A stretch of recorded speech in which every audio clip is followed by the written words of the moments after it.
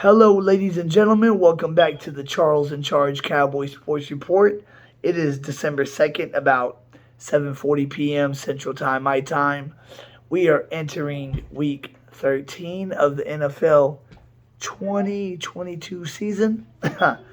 We are right now 8-3 with a beautiful next three games lined up.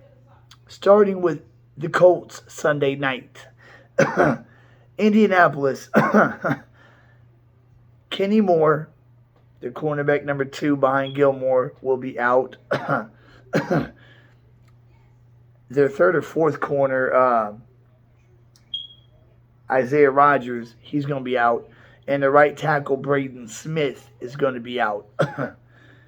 That's big because their left tackle, I believe, is a rookie or an unexperienced guy. The guy that the Eagles took advantage of to basically end the game whenever they took the lead and Andy was trying to get in field goal range to kick a game-winning field goal, and Brandon Graham just blew that left tackle up. So Braden Smith being out at right tackle is a big deal. For us, really, it's Michael Gallup and Trayvon Diggs been sick this week. Last week, illness was running through the locker room. Seems like those two guys got it this week. They'll be good to play, though. Tank and Curse. Tank with the foot, Curse with the shoulder. They're good to play. And Anthony Barr, we'll probably see him show his face Sunday night after a few weeks of being out. This game really shouldn't be a problem at all. We're 11.5-point favorites.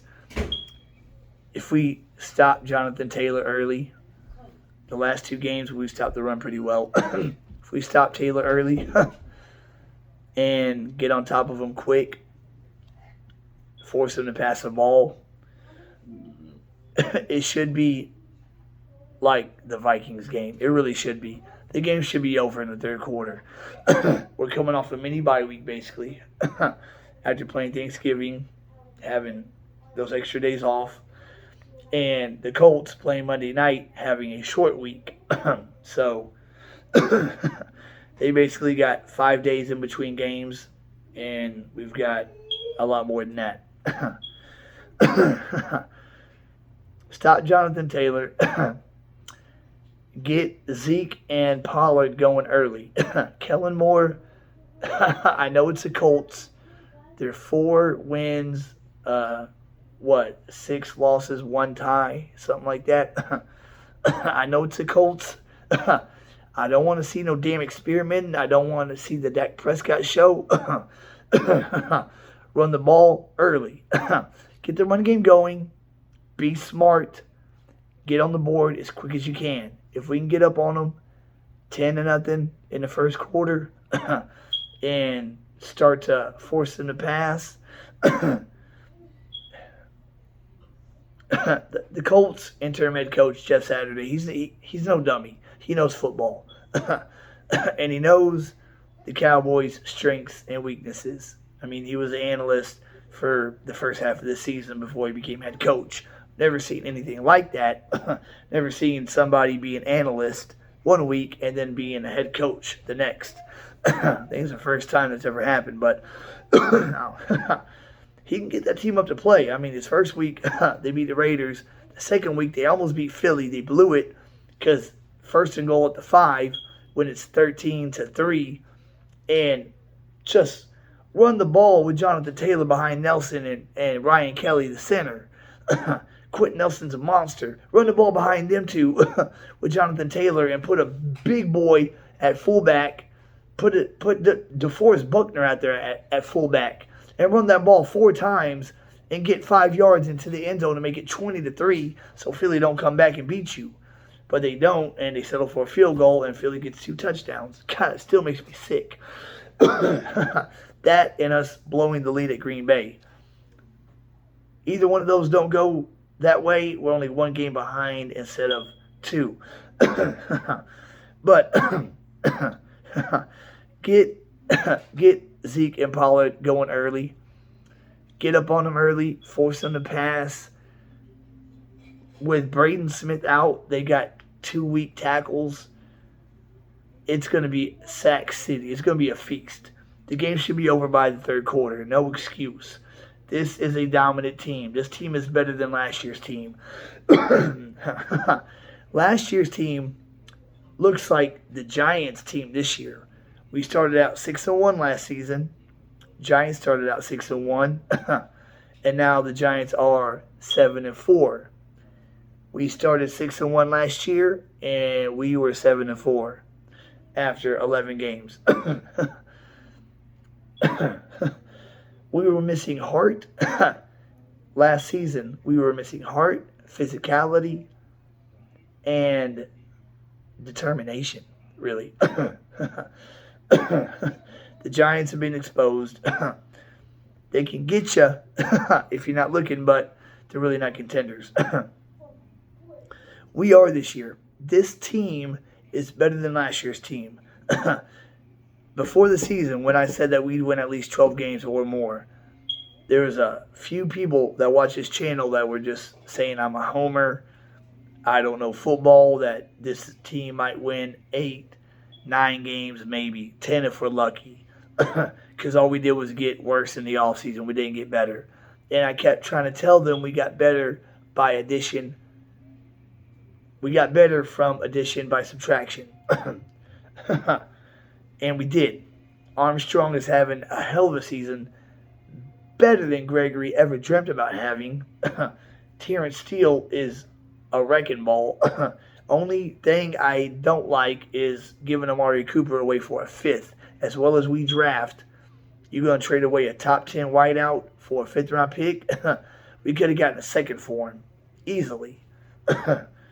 And as well as we draft, or maybe even a 1st, we could have gotten a superstar. You know what I mean? That was just ignorant. That was Steven and Jerry Jones saying, this is how much we don't need you. We'll just give you away for nothing. Ignorant. That was ignorant. But that's behind us now. This team is 8-3, and we still have reinforcements coming. We're not even fully built yet. Ty Smith is expected. Well, James Washington is at practice this week. His window's open. Next week, after this coming week, Tyron Smith is expected to be back at practice. So we got James Washington coming back. As of right now, he's a better wide receiver 3 than Noah Brown or James Tolbert. He just is. Tyron Smith at left tackle. We got 2 Smiths on the left side with Martin and Steele on the right side. And Biadash playing good at center. Our offensive line could be as good as the 2016 and 2014 O-lines. In 2014, it was Ty Smith, Ronald Leary, Frederick, Zach Martin, and I keep forgetting that right tackle's name. It kills me. Doug Free. In 2016, it was Ty Smith, Lyle Collins, Frederick, Zach Martin, and Doug Free. Doug Free was a weak link of the 5 in those 2 seasons. If Ty Smith comes back, which he will, in December, and is playing like he can play, and Tyler Smith is at left guard, he's got incredible strength, and that's what you want for a guard. Tyler Smith, to me, looks more of a guard than a tackle, but he can play both. So we'll have Ty Smith, Tyler Smith, Tyler Biadash, Zach Martin, and Terrence Steele. The weak link being Biadash, like Doug Free was for those other 2 squads. This O-line could be maybe not as good, but almost as good as the 2016 O-line and 2014 O-line when Tyron Smith comes back. And if we acquire OBJ, that's a 3rd guy coming in for reinforcements. Rarely do you have a big-time free agent be available in December. That really never happens. In December, you're usually stuck with what you got. You really got no more options. And whoever's out there is out there for a good reason. I believe Odell can be very, very good for the playoffs. That's what he was for the Rams last year. In the postseason, he was all over it. He got them over the hump. He's the reason why they beat San Fran in the NFC Championship game. And I believe he'll be a Cowboy. Why not go out your last few years on the biggest stage with the team primed to make a run? And we're not just primed to make a run this season. We are primed to make a run for the next 3, 4, 5 years. We are so young and talented. And the way we draft, if we just sign a good big free agent or two, it'll really be on. Because the cap is going to be going up the next 2 years big time. In 2 years, the cap will be 3 times what it is now. So, we should blow out Indianapolis. No excuse. My score prediction, 35-10. Simple blowout game. Right now, we are second in points allowed. I thought we'd be first, but San Fran pitched a shutout against the Saints, 13-0. We've allowed 187 points to the Niners, 173. So we're second in points allowed. We are seventh in points scored. And that's with 5 games with Rush at quarterback. 279 is what we got. And since he's at like 285 and Miami's at like 280 in the low 280s. So we're not far away from being fifth in points scored. So second in points allowed and seventh in points scored. That's pretty good. And by season's end, points scored will be in the top 3 or 4. I'm pretty sure of that. Now, the flip side of this Sunday is at noon. We have Tennessee coming to Philadelphia. If any team can beat Philly, Tennessee has the recipe. Eagles struggle in run defense like we do. Some could say they struggle a little bit more. They got King Henry coming into town. Jordan Davis is questionable. Even if he does play, he'll be on a pitch count, won't be 100%. Not even close. Dallas Goedert is out. Of course, I mean, as you know, he's on IR. He's supposed to be back for the Bears game, week 15. Chauncey Gardner-Johnson will be out this game. They're ball-hawking free safeties, having a hell of a year this year. Ball's just coming his way. And Robert Quinn will be out for Philly. I don't think he's made much of a difference this season. I really don't think that moves the needle very much. But Gardner-Johnson being out could make a difference for Tannehill throwing errant passes. Because Gardner seems to be really good this season at intercepting bad balls.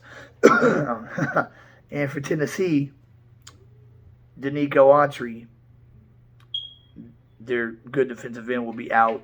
And defensive tackle Jeffrey Simmons will be questionable. Simmons is a big cog in that defensive line. If he plays, that'll be good. But if anybody can beat Philly, it can be Tennessee. They play at noon. We play Sunday night. So we'll be watching the Eagles game. If you're a real Cowboy fan and know what's going on, you'll be watching the Eagles game. And if Tennessee can do what the Colts couldn't and finish off the Eagles, and the Eagles are a 2-loss team at 3:30 on Sunday, Central Time, my time, then all of the lights are on us Sunday night to beat the Colts. All we got to do is be 1 game better than Philly by Christmas Eve.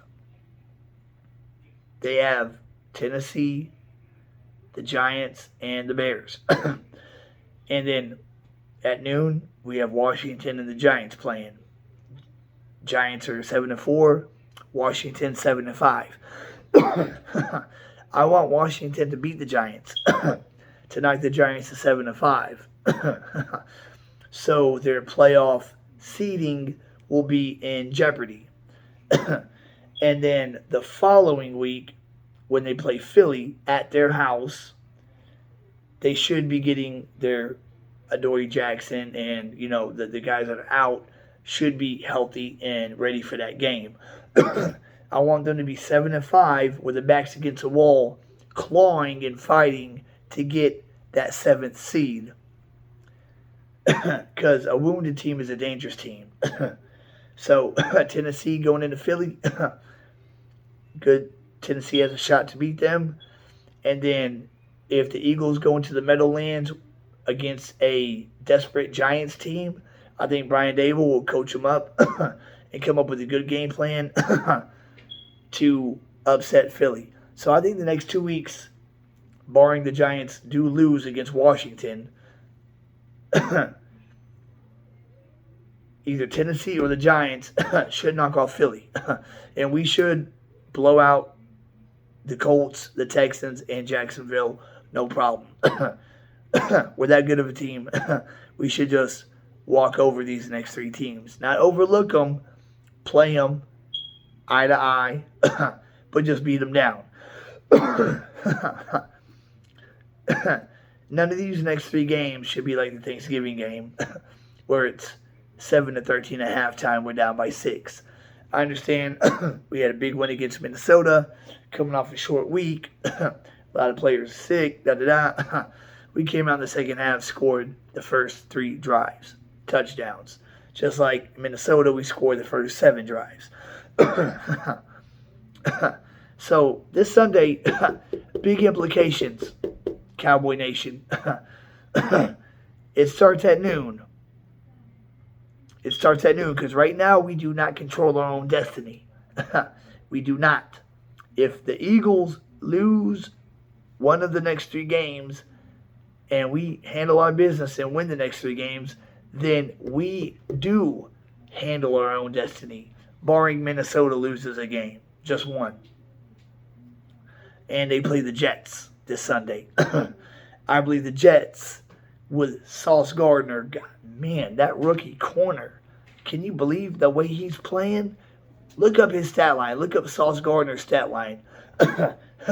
He has been shut down from the first snap of the first game. That kid is sick. Goodness. He is the second coming of Prime. We got Micah Parsons, the second coming of LT, and the Jets got Sauce Gardner, the second coming of Prime. I mean, this kid is shutting down top whiteouts. For real. And I believe he will take Justin Jefferson out the game. And Mike White could throw a party on that defense. We'll see. Minnesota loses and the Eagles lose the early games.